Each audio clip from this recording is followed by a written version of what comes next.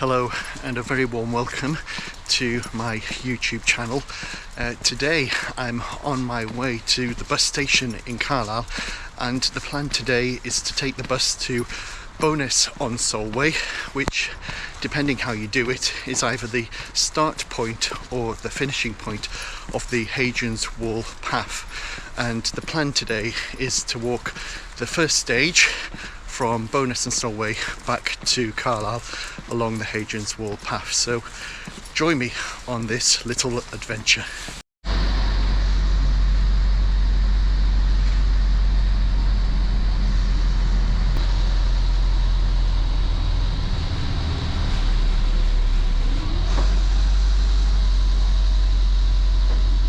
So here I am in a very bright sunny Bowness-on-Solway, which is the start of the Hadrian's Wall path that goes 84 miles across the country to Wallsend.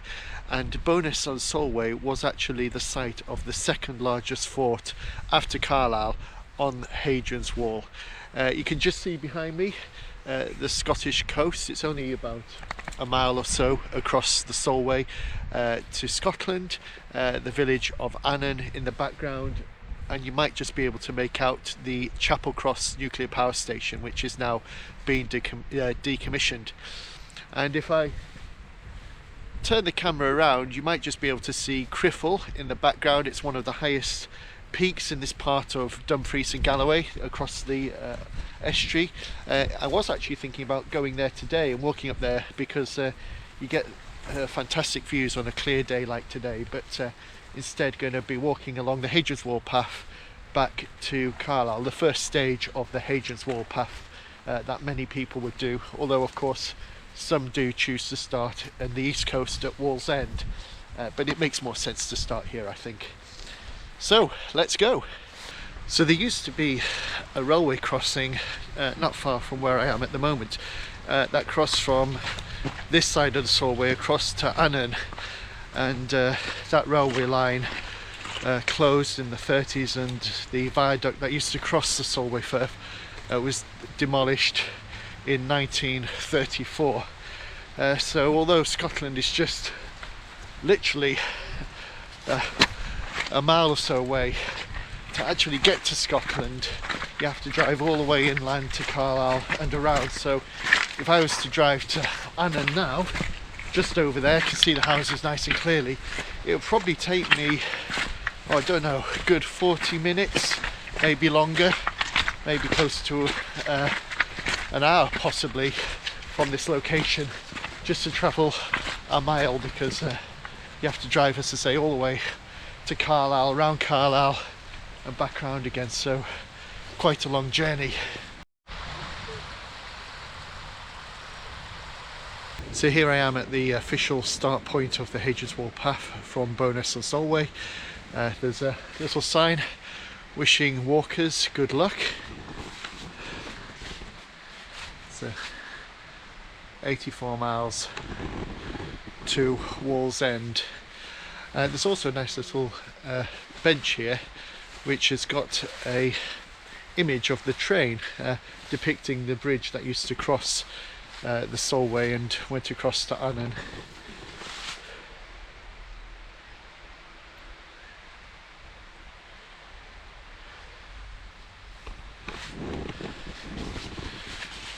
And got some information here about the history of the place.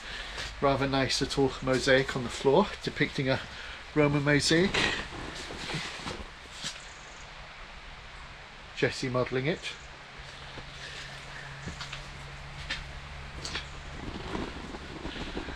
And gives you, as I say, history of the place. So it's here.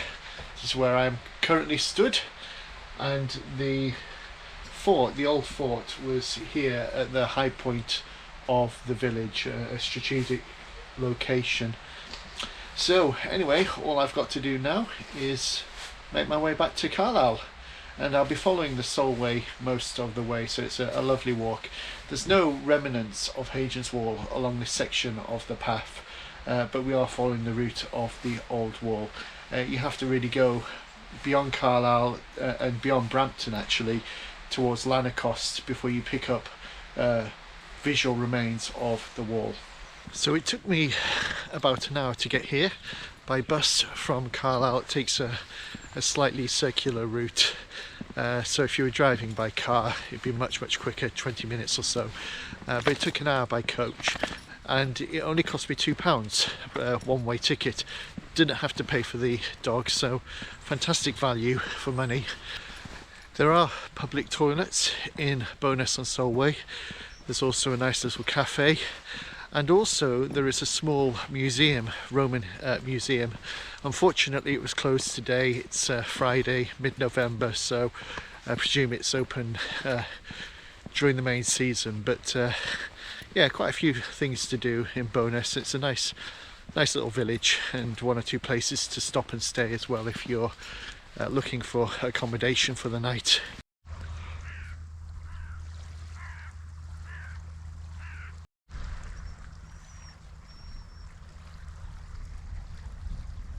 Construction on Hadrian's Wall started in 122 AD during the reign of Emperor Hadrian, and although there is another wall further north of Hadrian's Wall, the Antonian Wall, which is up in Scotland, Hadrian's Wall is by far the better known of the two walls, and there isn't much of the Antonian Wall left.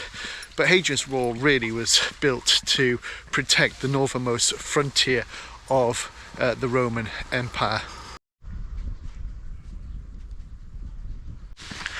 So not far from Bowness-on-Solway you come to Port Carlisle.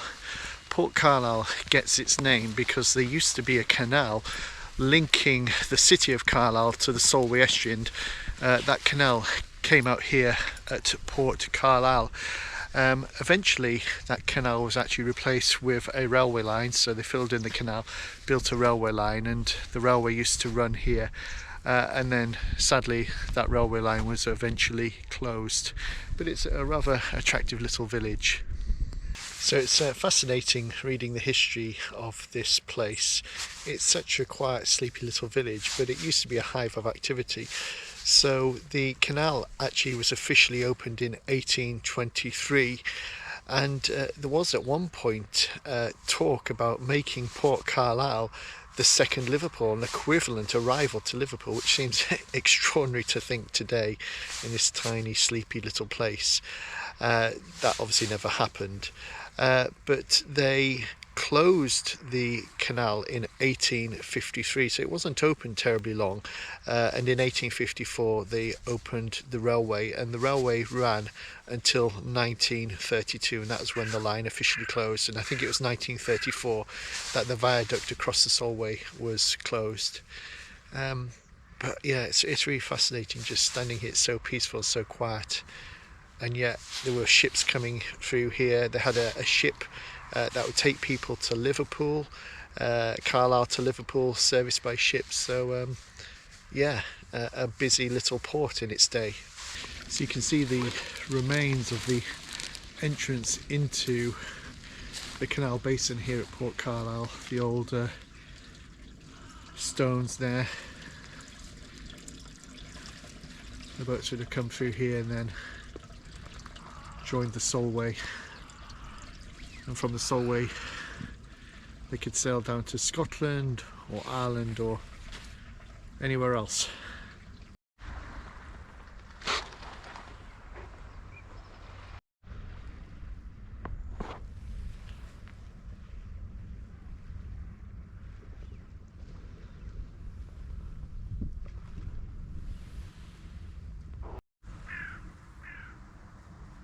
It's a very quiet day today, very few people on the path, but the Hadrian's Wall path is actually a very popular long distance walk here in the UK, and it's grown in popularity over the years, so it's quite common to see people hiking along with big rucksacks making their way to Wallsend or making their way to Bowness-on-Solway to finish the path.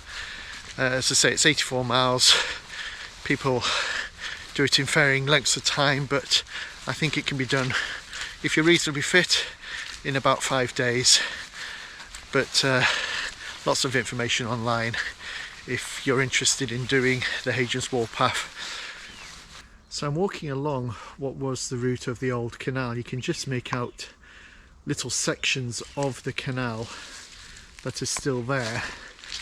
And then when they stopped using the canal, they built the railway, and this footpath is following the track or the route of the railway line. So this is the old railway bed that I'm now walking on, and it's about 11 miles or so to Carlisle from Port to Carlisle. The path is very well marked, so you follow these acorns which lead you along the right path.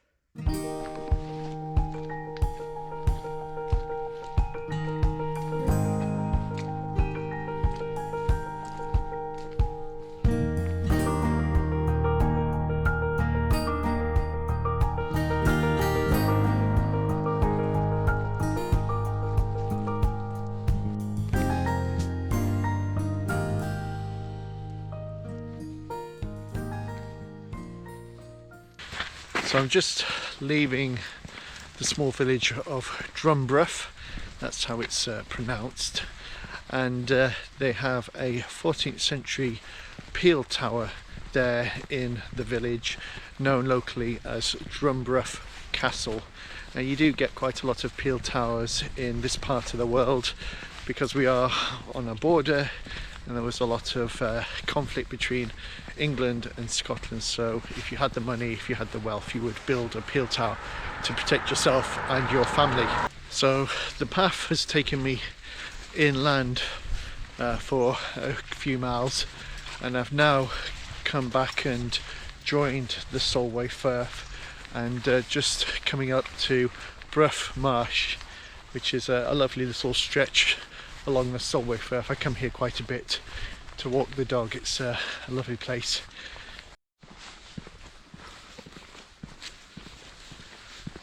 It's here on Brough Marsh that King Edward I of England died on the 7th of July 1307 from dysentery. King Edward was making his way back to Scotland, where he was trying to subdue the Scots, and he was camped here just south of the border when he was taken ill and died, and there is a marker to indicate the place where he died, which you can go and see, although my route doesn't take me there today. So I'm now in the village of Brough by Sands, a beautiful village on the route between Bowness and Carlisle. It's the largest village on the route. It's got a pub, a nice place to stop for a drink, and it's got this statue here of Edward I.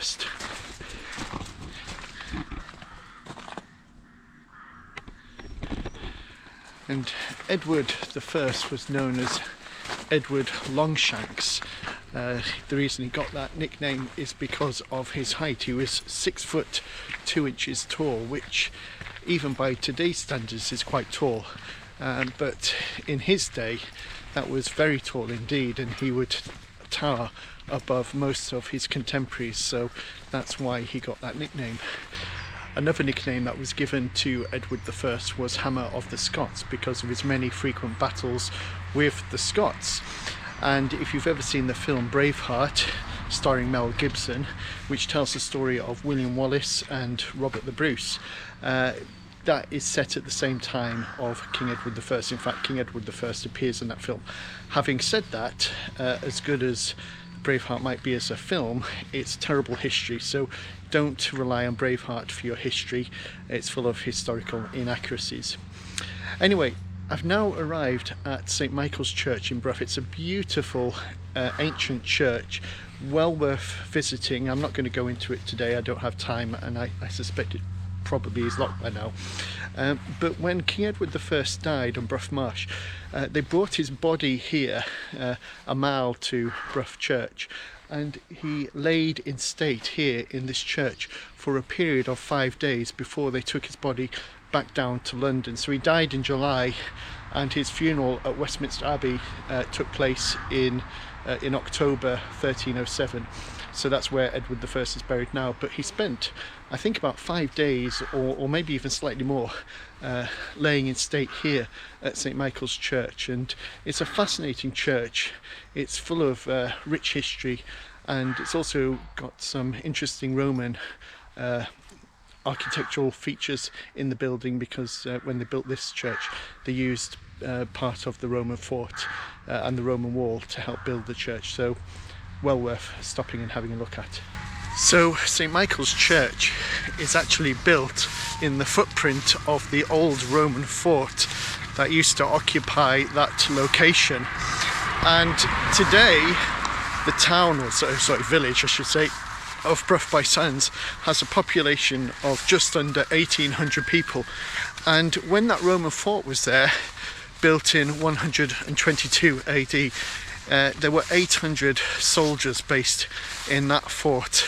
So it just gives you a sense of the scale of the Roman presence in this area and the scale of the enterprise that they were engaged in here on the border with, well, what is now Scotland, but on the border of what was the Roman Empire.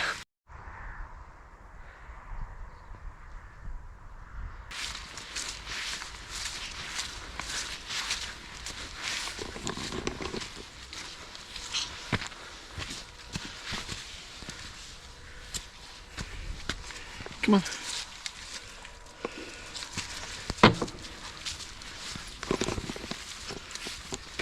So I've managed to make sight of Carlisle, spotted Dixon's chimney in the Civic Centre in the distance, and that's encouraging. It shows I'm not too far away. I was hoping to get into Carlisle before dark. I'm not sure if I'm going to achieve that. I've only got an hour before the sun is due to set. Unfortunately, I managed to drop my hat, so I had to go back a couple of miles earlier on in the walk to retrieve my hat. So that's delaying me by at least half an hour or more. But at least I know I'm not too far away. So I'm just walking now through the village of Bowness, and where the church is built used to be a Roman fort. Used to be a mile fort on that location where the church now sits. Look at these really clever poppies. They're really beautiful, and they're made out of bottles. You can see the caps in the top. That's really clever, really beautiful. So we're starting to make our way into Carlisle. You can just make out housing estates over there, and I don't know if the camera's picking it up, but Dixon's chimney in the distance, Carlisle Cathedral as well. So not too far, should hopefully make it before it's dark. Beautiful light, golden hour. Everything's looking so beautiful today. And again, just looking in the distance, I don't know if the camera picks it up, but there are low-lying mountains, hills in the distance, and all of that is Scotland, the lowlands of Scotland. And a bit closer to us in the distance is also the Pennines. So Carlisle is very conveniently located. Lake District just to the south, Pennines to the east, Scotland to the north. It's a great location.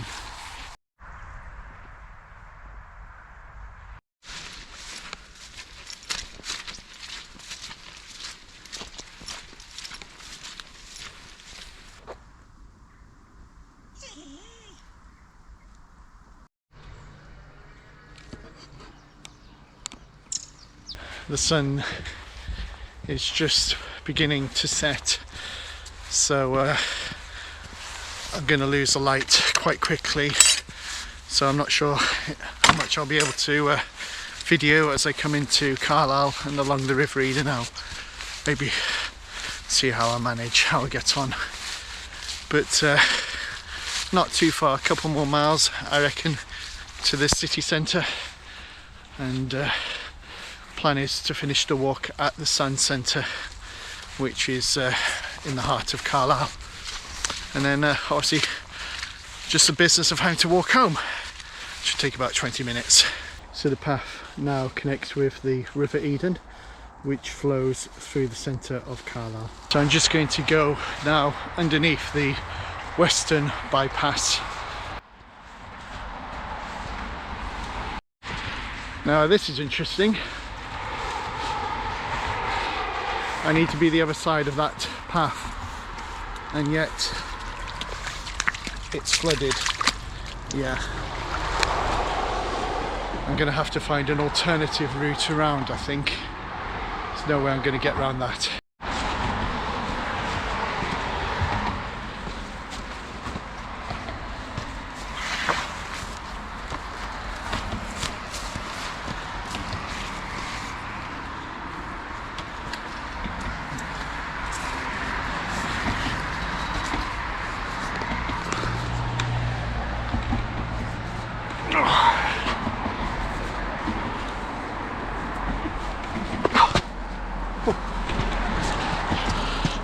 Bit of a clamber.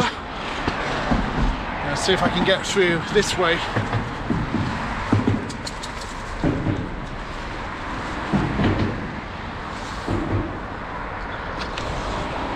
Well, I'll give it a go. Can't see any other way around.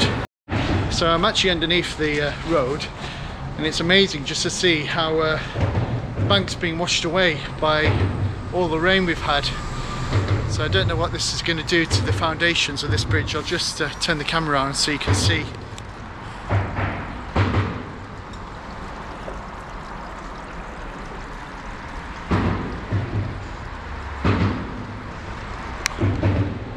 So I've got to try and clamber across this somehow. Easier said than done, I think. So I made it. That's quite deep, that water. I would have got I'd have got very wet if I had attempted to wade through that, but made it in one piece. Hopefully the rest of the path will be fairly straightforward from here on. As you can see, the light is rapidly fading. I don't have much further to go. It's about a mile or so into the city centre from here. So thank you so much for watching this video. If you've enjoyed it, then please do like and subscribe for more content. Until then, see you later. Take care. God bless. Bye.